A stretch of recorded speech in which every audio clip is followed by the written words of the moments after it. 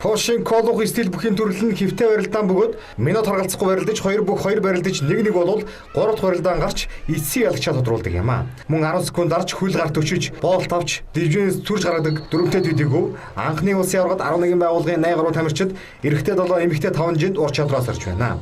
Мөн Крашкийн өсвөр залуучдын улсын аврагчрал тэмцээн явагдаж 350 гаруй өсвөрийн хүүхдүүд нийт 25 жинд барилдаж мөнгөн шагаа мөнх тулга энх хоёр Батманлаа сэргэлэн ган шагаа эрдэнэ надрах ган чулуун санчирхүү төвшин далаа амар төвшин энх сайхан дэргүүтэй өгөөд жинд ус бүртээ төрүүлээд байна. Энэ тэмцээний анхны улсаар хомогдож байгаа шалтгаан бол энэ жилийн Жакартын Азийн наадамд үзүүл тоглолтоор орсон учраас энэ одоо улсын аврагч шалгарсан тамирчдыг Азийн наадамд орсон эрэхтэй тэмцээн болж байна.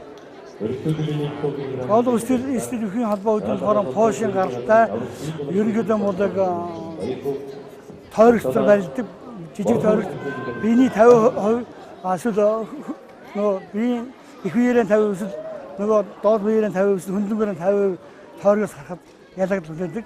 3 барилдад 2 ясны ялтаа авдаг ийм онцлог барилдаа байна. Манай үндэсний бүх бол манай жодо бүстэй хуралын барилдаанд ойролцоо байдаг. Манай бүстэй бүхэн холбоо нөгөө дэлхийн нийцэн бүхэн холбооны гишүүн болсон учраас энэ кодо, Пошин кодо, Ираны бахлаваны зэрэг бүх энэ одын бүс төрлийн хүүхд нэгдэж явж байгаа.